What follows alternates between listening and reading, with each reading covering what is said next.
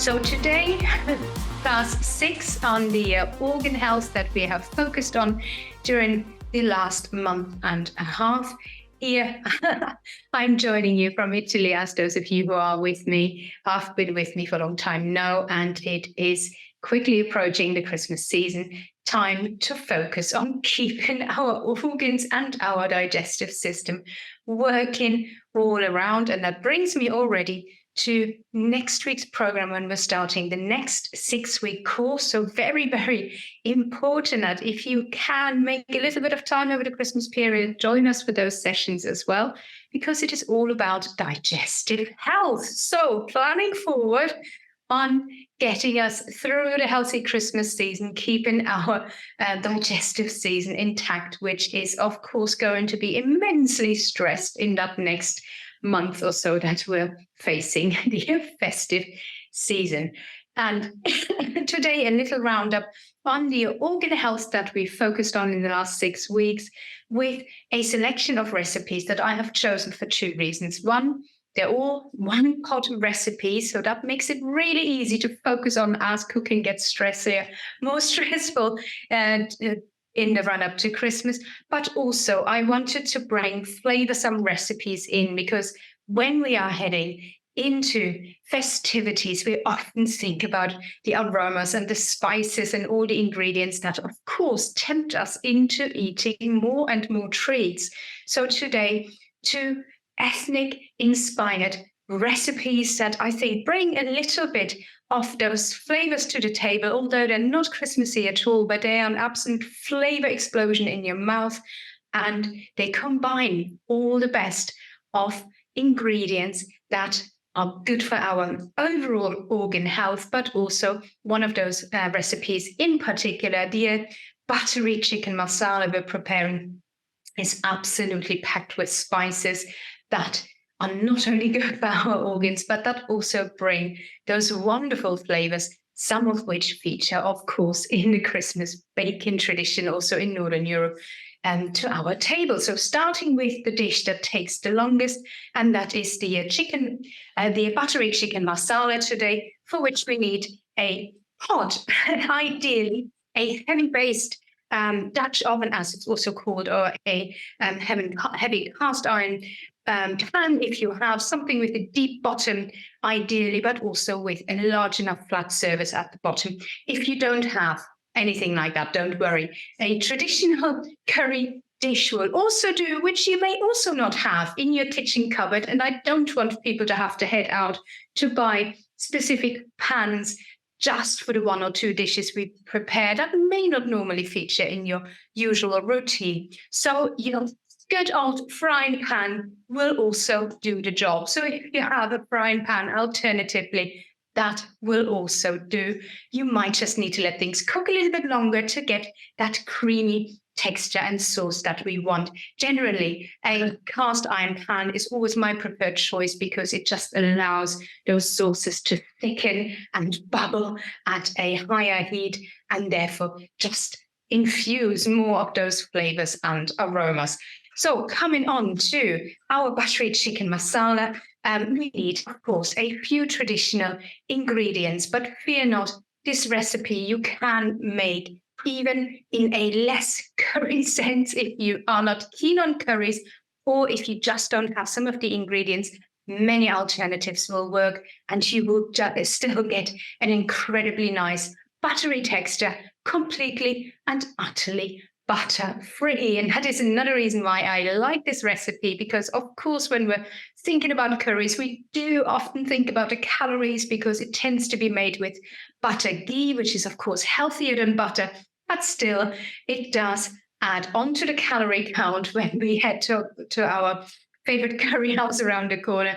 I don't know about you, but I know that it's one of those things always on mind. What shall I choose? That may not be the most calorie rich. So here we are today preparing a buttery chicken that has absolutely no butter in it. So that's a plus point when heading towards Christmas and not wanting to add towards the calories, yet wanting those super flavors going. We need some chicken for this, ideally. If you are using chicken, if you're working with chicken, I'm looking for mine, which is Here, I have just cubed a chicken breast round about 300, 340 grams for 4 servings. If you're only cooking for yourself, then take that down to around 100 grams.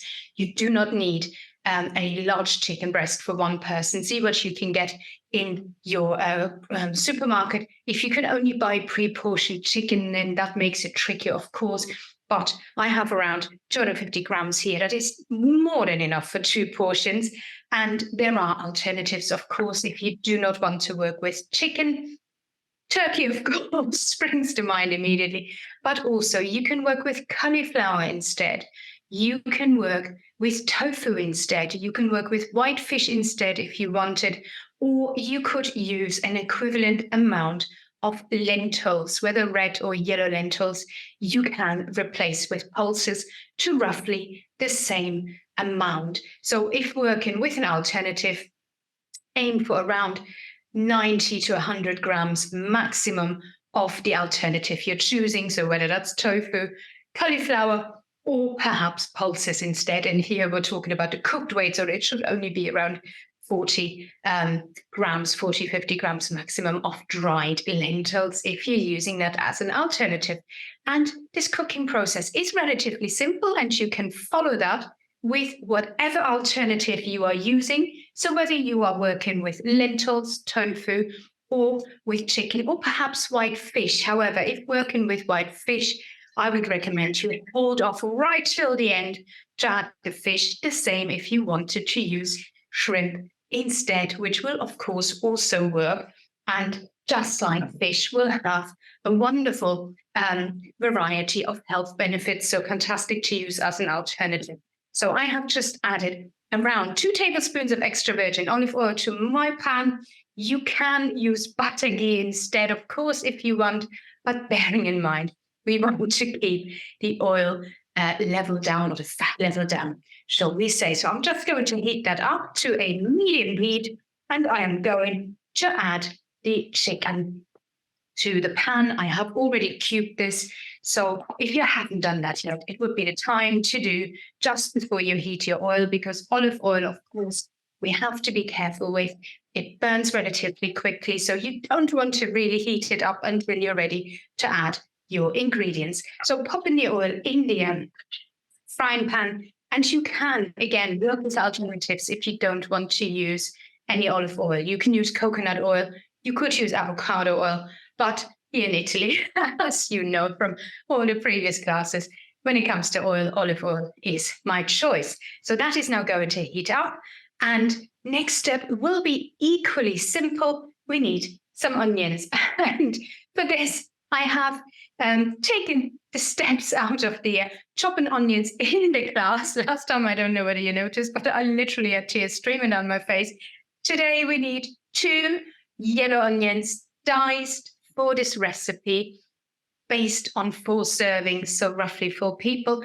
If you find that a lot, take it down. So roughly half an onion maximum per person or per serving, if you wanted to put it that way. And I have chopped these up before the class just to not have the tears streaming down my face. So once the chicken is hot, I will be adding that to the frying pan as well. So if you have in the meantime any questions or comments that you want to pop into the chat box, then that's a good opportunity to do it now.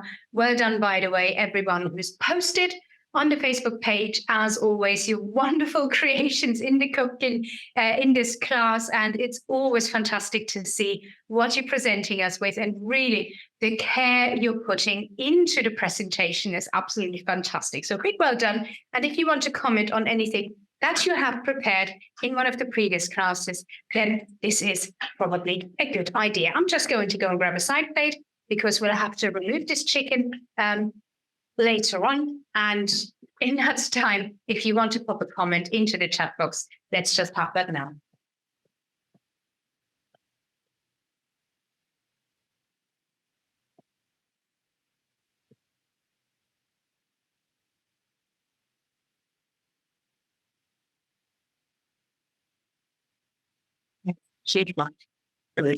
So The chicken needs to be cooked on both sides, and that will take round about 2 to 3 minutes. Doesn't take very long, to be honest. I'm going to just fry this very briefly, and then I will remove it from the frying pan. The reason being is that I want this chicken to be flavoursome, because usually we would add the chicken at a later stage, but I really, really like having a lot of flavour in this dish. So I'm just adding the chicken briefly in order to fry it for a little bit of flavour, and then I'm going to add the other ingredients. You can add the chicken later on if you wanted. It might be a little bit softer in texture, but I just love having those flavors as much as possible. So I'm just frying it very, very briefly through. You can, once it's cooked through, you can remove it onto a side plate, as I've got here, if you want, if you haven't got space in your frying pan, or you can, if your pot or pan is big enough, just move the chicken slightly to the side. So whether you want to remove it or whether you want to just move it to the side at this point is entirely up to you. I'm now going to just lift this out very briefly, and then I'm going to add the onion to the frying pan, so turning the heat down a little bit, and that way the olive oil won't get too hot. Once I have removed the chicken, we just pop it on the side plate. I'm then immediately going to add my chopped onion to this, and we are ready to move on to the next step.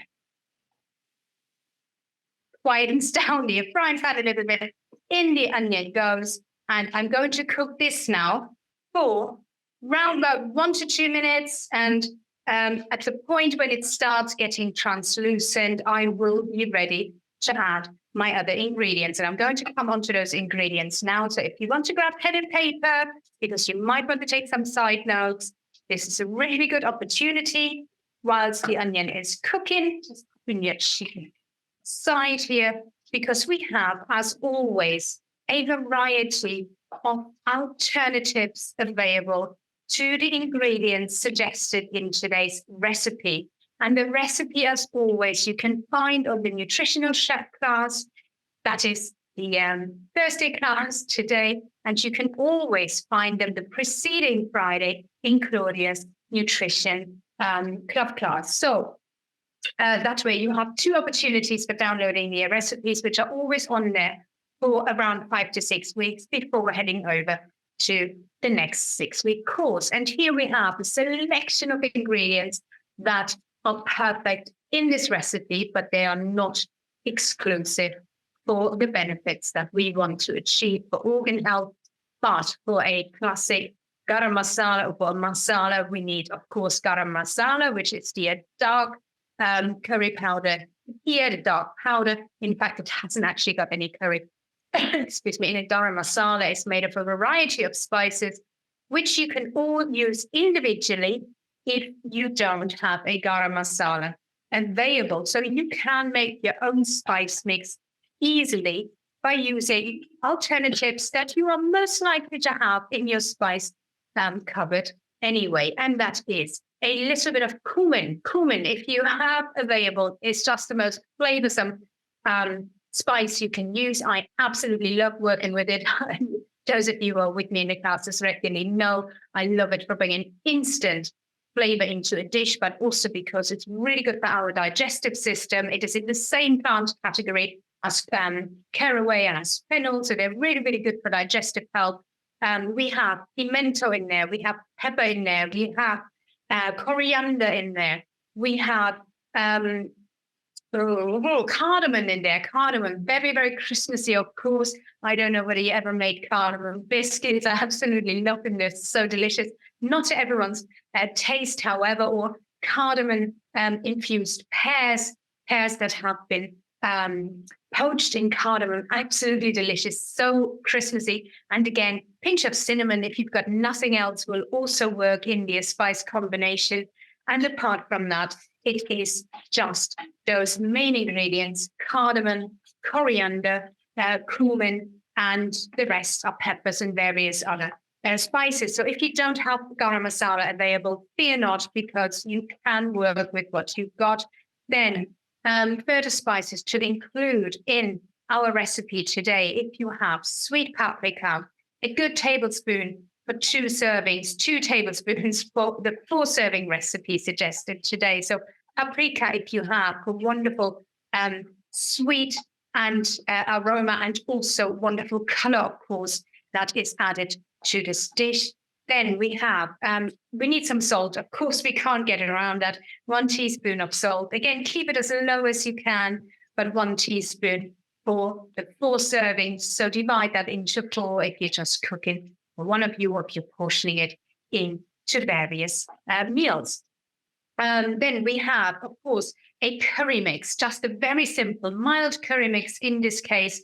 If you like it hotter, then go for a hotter curry powder if you have. But curry, of course, the main ingredient here is, of course, turmeric, which is what gives the color to our curry dishes, usually when they're very, very yellow. So turmeric, that fantastic ingredient, anti-inflammatory, of course, and the pepper in the masala will aid the activation of the turmeric. So fantastic to combine those 2 ingredients together. My onion is nearly done here. I don't know whether you can see that. It is turning yellow. And I've added, as an alternative to one of the suggestions in the recipe today, we have suggested 1 teaspoon of chili powder.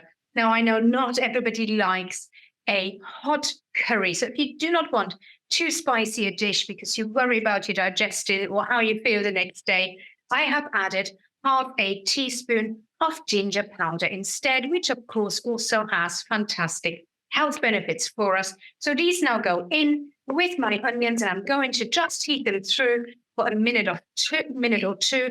I'm also going to add some garlic to this dish, which I haven't done yet.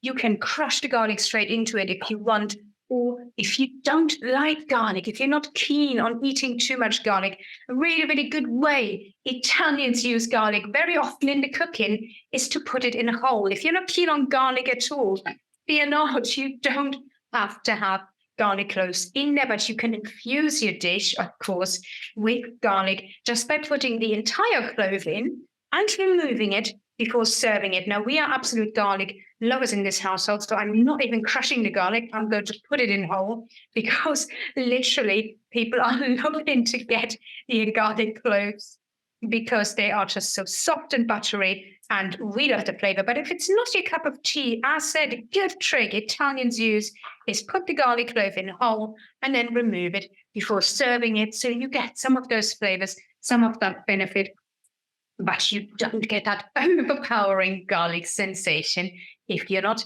keen on it. So I have added the garlic, I have added the spices, let that heat through. It will need a maximum of another minute or so before ready. And next step really would be, if you've removed your chicken like I have, add it back to the dish and let everything just combine beautifully so that the chicken can take up some of those wonderful flavors and colors, of course. And I find if I fry the chicken a little bit beforehand, it tends to absorb the colors better. It tends to absorb the flavors better because the oil that it's already absorbed and that the chicken is already coated with allows for the spices to attach better. That's one of the reasons why I fry it just briefly beforehand, because the surface of the chicken is primed with the oil for absorbing those flavors and colors of the curry better. Otherwise, I don't know about you, but if you have made curries before and you're adding the chicken at the later stage, I find it tends to just stay white and doesn't always get that wonderful color that we're after. For instance, when enjoying a tandoori dish where the chicken is really baked in the oven in a long time in a thick spicy sauce and just has absorbed that wonderful color, we don't really get that when adding the chicken later on. So I've just combined all of that, cook that for another minute, and I'm going to add a little bit of chicken stock. Whilst our recipe suggests working with just water in this recipe, I have decided to opt for the nutritional yeast-based chicken stock that we have made in the past, because not only does it add plenty of flavor, of course, it has, again, a rich variety of herbs in it, from thyme to oregano, and just adds to the flavor of this dish. But by any means, as the recipe suggests, 1/4 of a cup of water is absolutely fine. I'm not really adding any calories. I'm just adding extra digestive benefits by using nutritional yeast-based chicken stock. If anyone needs that recipe to come back in, then let me know. I've got it ready so I can bring it up to take notes if anyone wants to. But you can buy nutritional yeast-based chicken stock and vegetable stock in most health stores. Many, many supermarkets sell it as well now.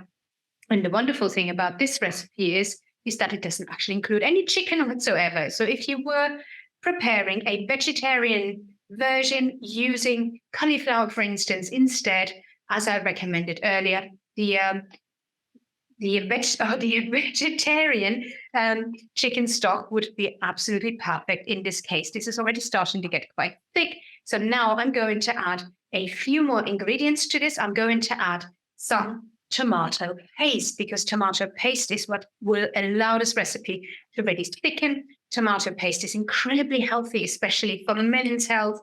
And it's just one of those wonderful, really, really cheap ingredients that you kind of can't use enough of, because it works fantastic for thickening sauces, but also for adding lots of flavor, and of course has a lot of benefits, including some associated with cancer prevention. So it's a fantastic ingredient to use, doesn't add to your calories at all, and will help create a wonderful thick sauce like this one. So this is nearly done. This is a really, really quick dish to do.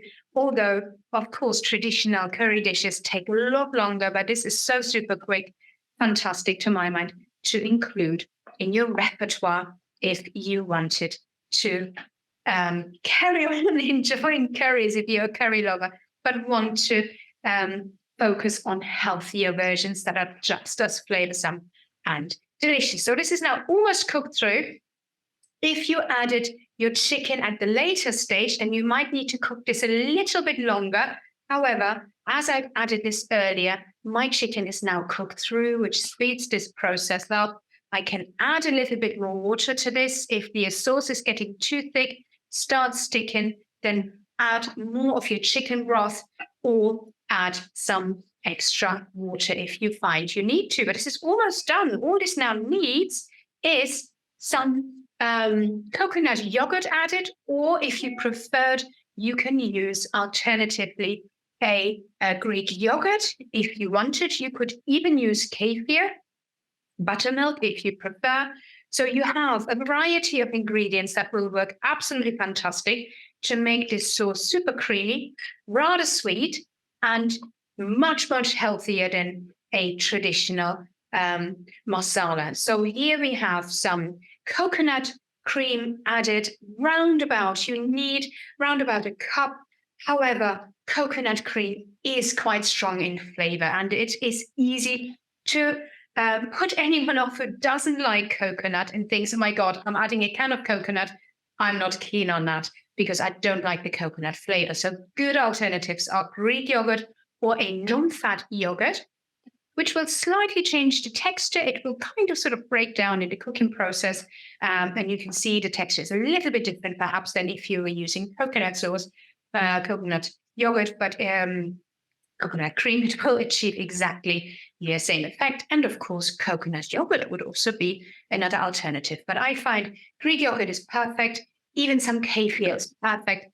Again, helps the digestive system, is of course probiotic, but we have to be careful not to cook these ingredients for too long because of course it destroys the probiotic properties. So you can add your yogurt, for instance, right at the end. If working with Greek yogurt, just mix it in after your sauce has cooked, and the same with kefir if you wanted, just mix it in right at the end to not destroy the probiotic ingredients. And now this is pretty much done. All this needs to do is cook for a couple of minutes. I'm leaving the lid off. Traditionally, I would just cover it with the lid and let it cook on a low flame. Really, if you're working with a heavy base pan like I am, keep it on a low flame because it can easily stick at the bottom and start burning, and it would be a shame to ruin this otherwise fantastic dish. So this is pretty much ready to go. What can you serve this with? Good suggestion that the recipe today gives, which I'm not going to prepare because it is so easy. I wouldn't even need to demonstrate it, but you can serve this with cauliflower rice. If you want to stay away altogether from rice, cauliflower rice is a fantastic way of replacing rice, provided you like cauliflower. It's not everybody's cup of tea, I know, but if you wanted to work with cauliflower as an alternative to the chicken in this recipe, you may not want to use cauliflower rice. You could use a different alternative. That could even be couscous if you wanted to use. Doesn't have to be rice if you're worried about it being too gloopy, too glutinous, too, well, it's not glutinous, but too sticky and too calorie rich. Of course, it is a filler, shall we say, that really helps fill your digestive system, but you don't get an awful lot of nutrients from it. So there are plenty of alternatives you can use if you didn't want to use cauliflower. But if you did want to make cauliflower rice, all you need to do is you just need to chop up a couple of cauliflower florets, pop them into a food processor. For one person, it would be enough to have 4 medium-sized florets, pop them in a food processor, and just spin them for about 20 seconds, and you have a very fine texture that resembles rice that you can eat raw. You do not have to cook it or anything, and just sprinkle perhaps some lemon juice over it to have an alternative for rice. Of course, you can serve this with rice if you prefer. You can serve this with naan bread, which is, of course, heavy on the calorie count and usually has a lot of butter in it as well. But one suggestion I wanted to make that I didn't mention earlier is if you are using cauliflower in this recipe instead of chicken, a really good idea is to fry the cauliflower like I did with the chicken right at the beginning. It will brown it slightly. It will absorb a wonderful flavor from the olive oil, and your cauliflower is going to taste a lot more flavorsome than it will if you're just adding it to cook through in the actual curry sauce. So whether you want to fry your chicken, your tofu, your cauliflower first before adding the rest of the ingredients and the spices, just do it for a couple of minutes, 2 to 3 minutes each side, just to allow the texture to get coated in the oil, warm up, and it will help absorb those flavors.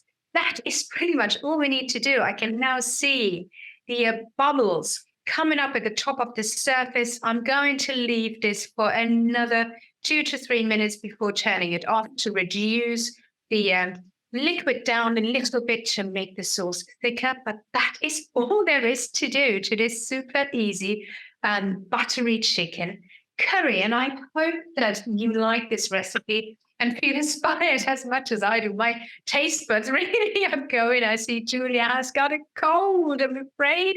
So plenty of anti-inflammatory and cold-reducing spices in this recipe as well. If anyone has any questions or suggestions, then please pop them into the chat box now before we move on to the next recipe when this has finished cooking. So we have, you suffer with your digestion and can't eat onions. Would all the spices upset me as well? I know the term.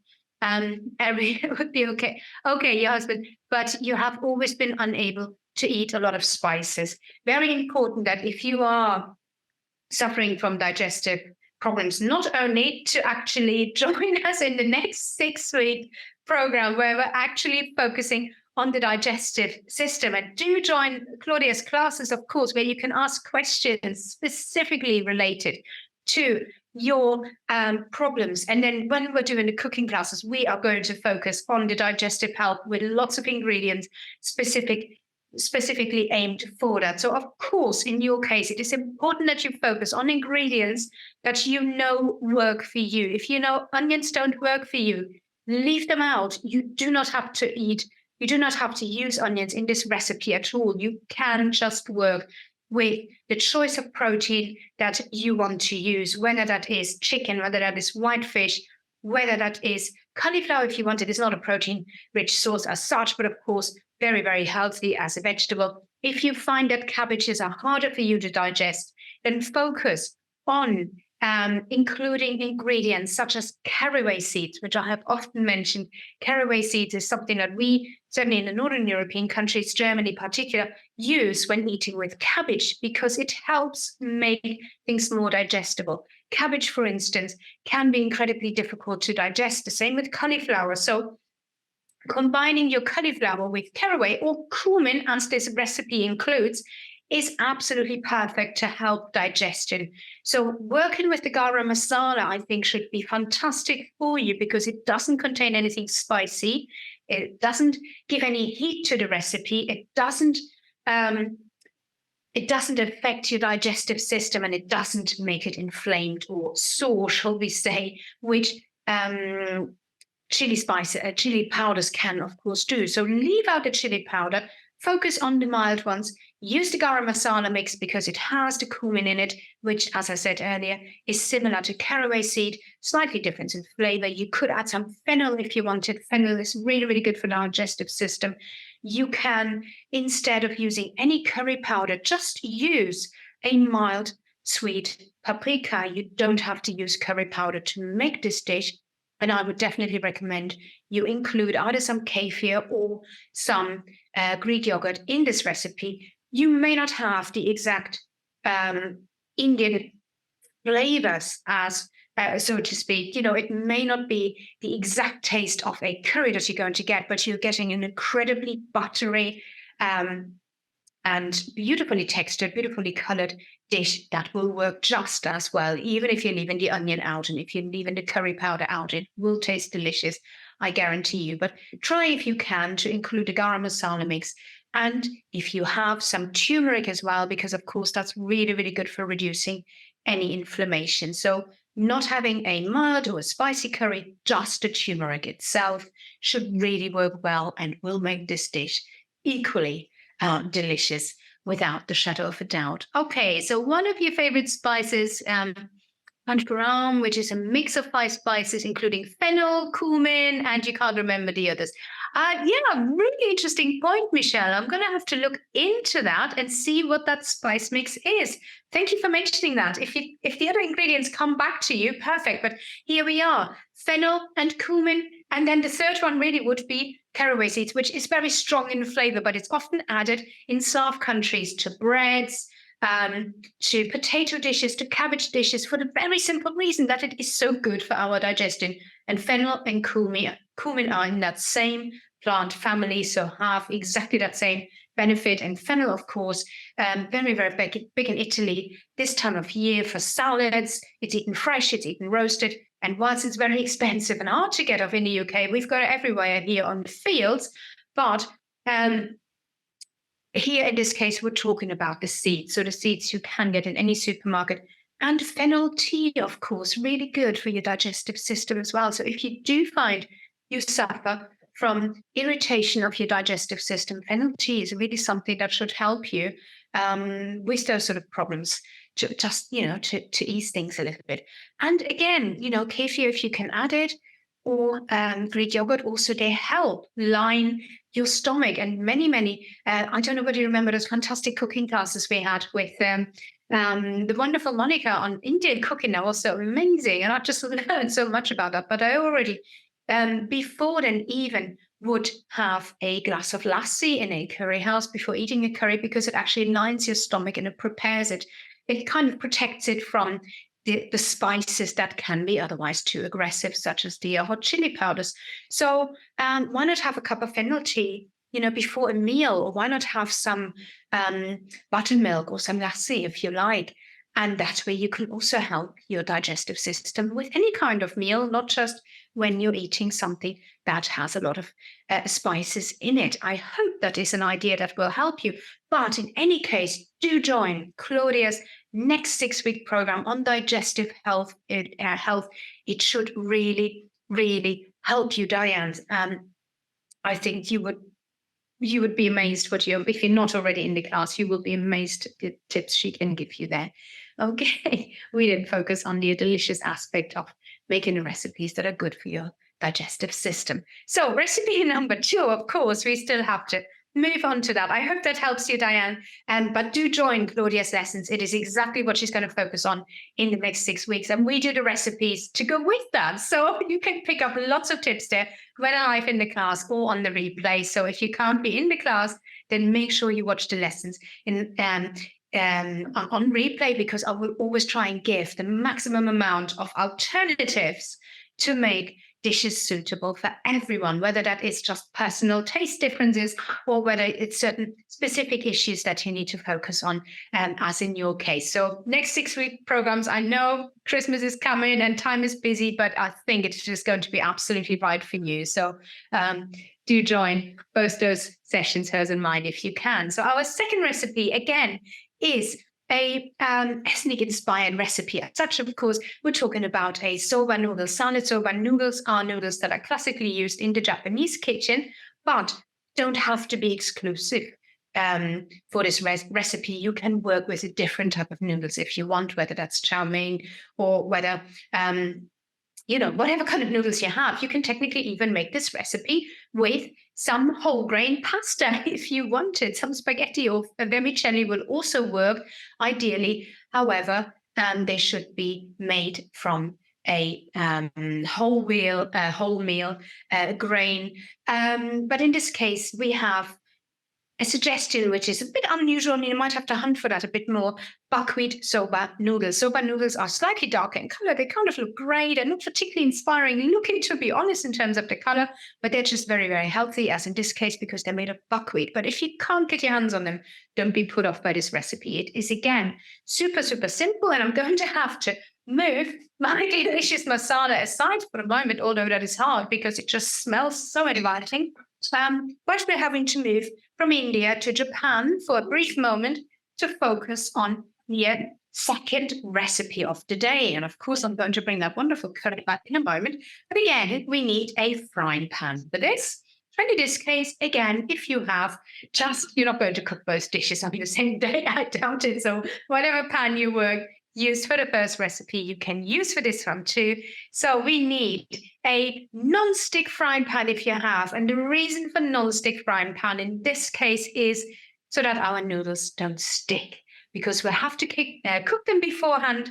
We have to drain them, rinse them, let them cool down. And if you were in the class where we made the egg fried rice, I explained it then already. When we're making egg fried rice, or even if you're using an alternative grain, it needs to be cold. It needs to be very cold. Otherwise, it will stick to your frying pan when you're mixing it with the egg. So whether you're frying noodles or whether you're frying rice, always make sure that the rice and the noodles have been cooked beforehand. And if you're doing it shortly before preparing your fried noodle or your fried rice dish, make sure you either rinse it really, really cold and under cold water until it's properly cold.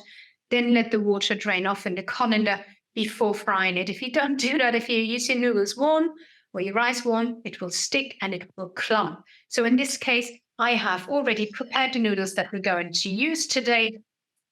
And I have done that literally just before the class to save on the time here. But all you need to do, really, whether you're working with soba noodles or whether you're using a type of vermicelli noodle, whatever, with chow mein, whatever you are using, we need round about, it says 99 grams in the recipe. Don't panic. It is in the Canadian recipe. So they're working with different grams and ounces than we are. In Europe, you need 1 portion of noodles. And in that case, that should be around 50 grams dried. They will turn out around 100 grams when cooked. So these ones I've cooked before the class. They just need loosening up a little bit with the fork because I popped them aside. And they're ready to be fried. They're fridge cold, basically, and ready to be used. So this recipe is for 2 servings. So per person, you want 50 grams of cooked noodles, 25 grams. So really, it's only a handful. Go buy a handful of noodles for this recipes. If you can get soba, great. If not, I said, use a different type because it's, we don't want this ending up being stressful, having to hunt for one particular ingredient. So this recipe does not use any oil, which is great, of course, because some people cannot eat oil in their diet. So again, if that's something you want to focus on, this is a good recipe. But we're working with a non-stick frying pan. And for this, I'm again using the nutritional yeast-based stock that we have previously prepared. I will bring the recipe up in a moment so that you can have a look if you want to take notes, but I know that many of you have followed it along a couple of times already because I keep bringing it back in whenever possible. So here we're going to add around about 3 tablespoons. That's a bit tricky to measure, to be honest. So I'm just covering the base of my pan with some nutritional yeast chicken stock, bearing in mind this one is completely chicken-free, so works for any vegans and vegetarians. We are working with some chicken, but I'm telling you what alternatives, again, you can use. So I'm just going to heat that up, and then I'm going to add some chicken. Now, I've just kept some of the chicken aside from the masala recipe because I had an absolutely enormous chicken breast. You need per person round about 90 to 100 grams of chicken again. So if you are buying chicken and you can't get minced chicken, which I know is a big difficulty in the UK, we tend to get it here in Italy easier, except I forgot to buy it, so I use some of my chicken breast. But if you don't have minced chicken, just slice or cut your chicken into small pieces. If you can, you need round about 90 to 100 grams per serving, so per person. I'm going to add that. I'm making the noodle salad for 1 person rather than for 2, as the recipe suggests. And I'm just going to add that to my chicken broth. And I'm going to cook that just for a couple of minutes until it's through. If you are lucky enough to get minced chicken, it's quite sticky in texture. Chicken is a lot more sticky than beef, for instance, in texture. So the important thing to do if working with minced chicken is to really break it down. That's the same when you're working with beef or with minced pork. Here in Italy, it's often a combination. When we buy minced meat in Italy, it tends to be a combination of different types of meat. People ask for at the butchers. Very often it's lamb, beef, and even some turkey or some chicken added. So the minced meat that is often used in Italy for making the classic tomato sauces that we call them, of course, bolognese, but actually not what it is made of. The classic bolognese is minced meat, olive oil, some garlic, some carrots added, and a combination of minced meat. So they often use 3 types, and 1/3 of it is usually either turkey or chicken to make it healthier, less calorie rich, but also because it is such a really, really good source of protein, and it just helps break up that otherwise tougher texture of beef or lamb, which very much contracts when it's cooked. So very common in the Mediterranean kitchen to use a combination of different meats in minced meat because it gives a better texture, a softer texture overall. So this chicken is now almost cooked. Doesn't require an awful lot really of preparation. And again, we can make all of this in one pan, which is fantastic, of course. A little bit of the liquid is evaporating as I'm just cooking this through. It's picking up some of the flavors from the chicken stock already, and I can move this aside to a separate dish in just a moment, just waiting for everything to be cooked through. And as mentioned earlier, your most important step when working with any kind of minced meat, whether that's chicken, beef, lamb, pork, anything, always break it down as I'm doing here in the frying pan.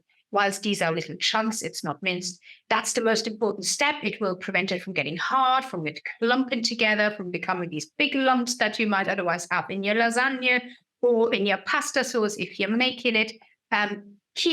This is one step in the cooking. You have to stay by your cooker, unfortunately. Keep breaking that down so that no hard lumps form. So this is now cooked through. I can remove this. I can use a slotted spoon first. Just a second. Grab that.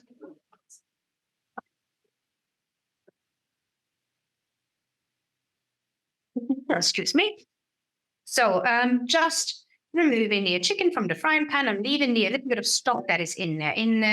And I'm going to add the rest of my ingredients, which again are great for anyone who struggles with a delicate digestive system. So some of these spices are really, really good for you, and some I will recommend you leave out, Diane, in your case. So here we have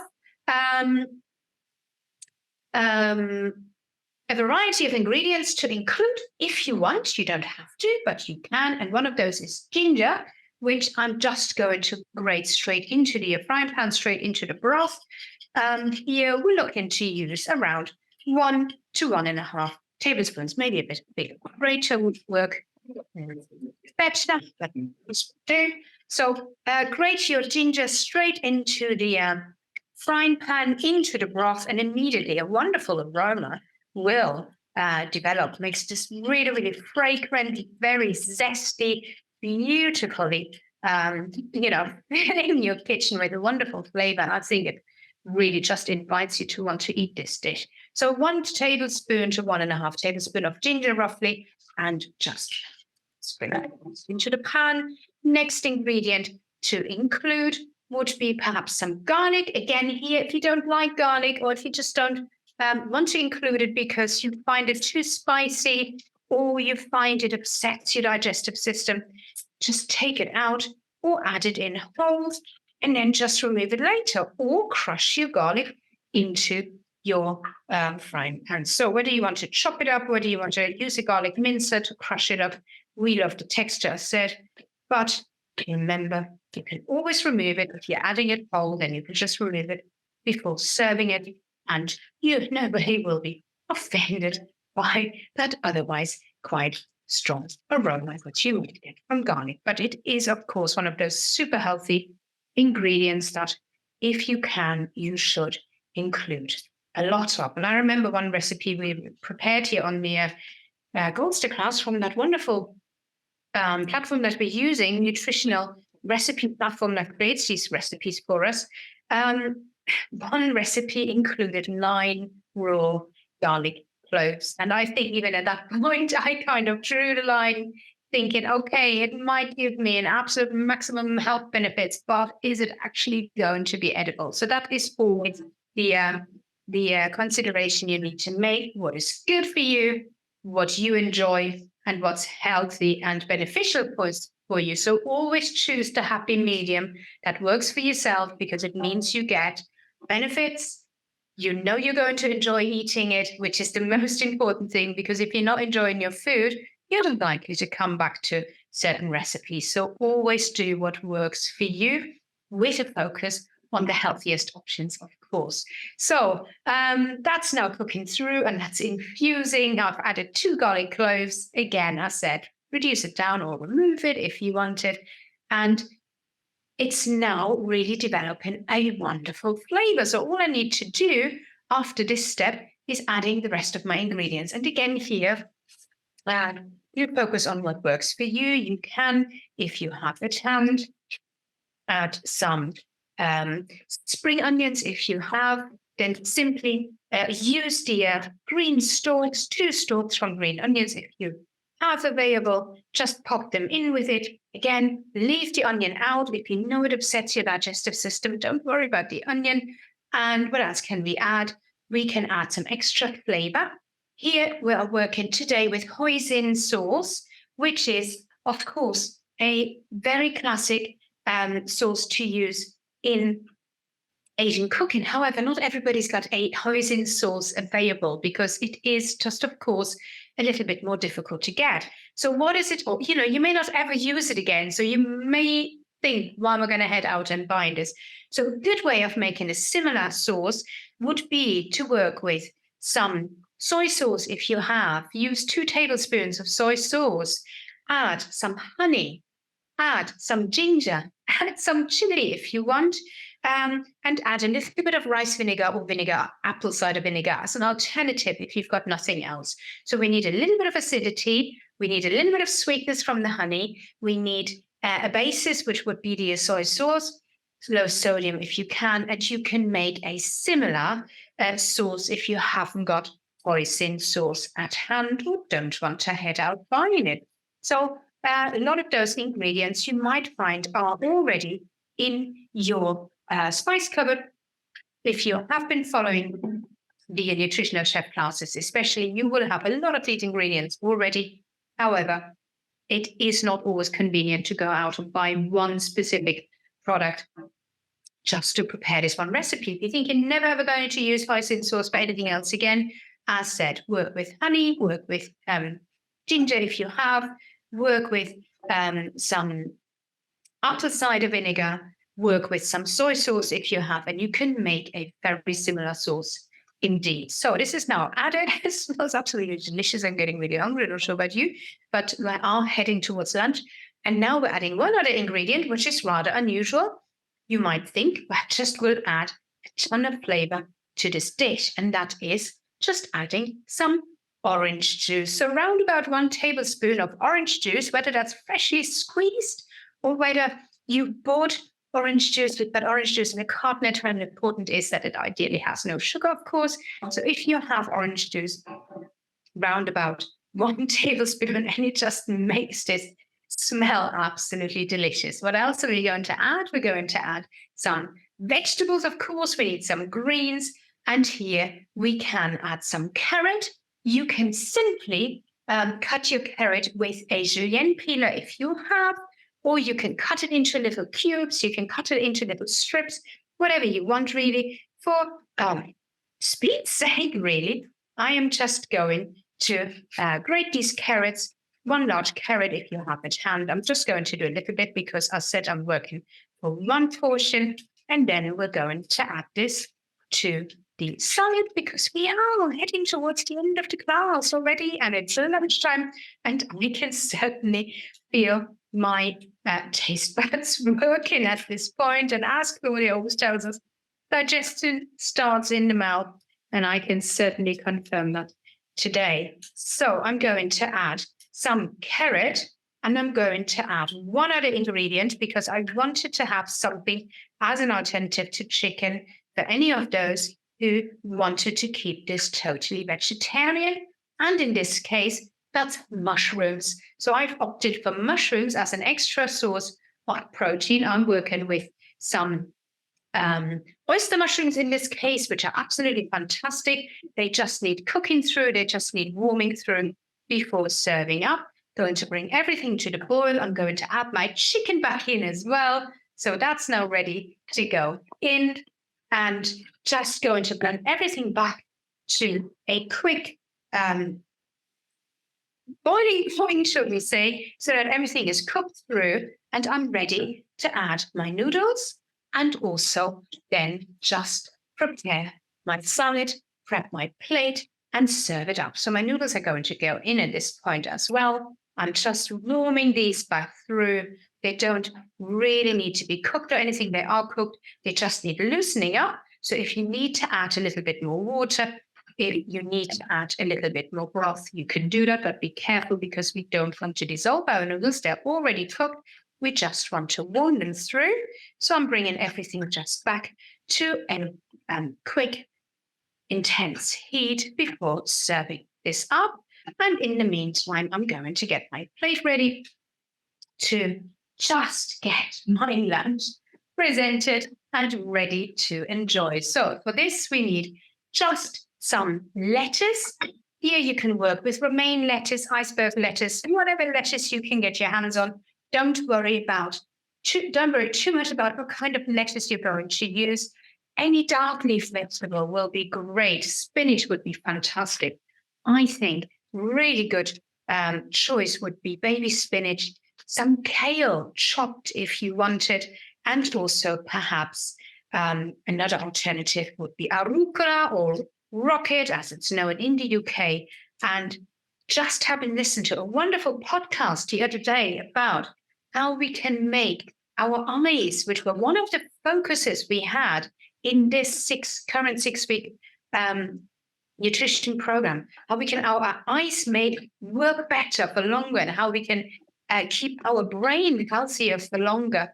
The incredible benefits that we can gain from eating dark-leafed vegetables that contain lutein and zeaxanthin, up to 11 years of rejuvenating our brain and our eyes. And I just thought, if that is not a reason to include this recipe today, just for the actual greens that we're using, then I don't know what, but wonderful idea to really gain the best health benefits from any of the nutritional recipes that we are making is to try and accompany every dish that we're preparing with a dark leafed vegetable salad, because that gives us the most of our health benefits, our brain health benefits, up to 11 years of rejuvenating our brain by eating dark leaf vegetables. Now, if that's not a reason for a fantastic pasta salad combined, or noodle salad in this case, combined with dark leaf lettuce, if you can, I said spinach, baby spinach, or arugula rocket, or even kale, or any kind of lettuce of your choice.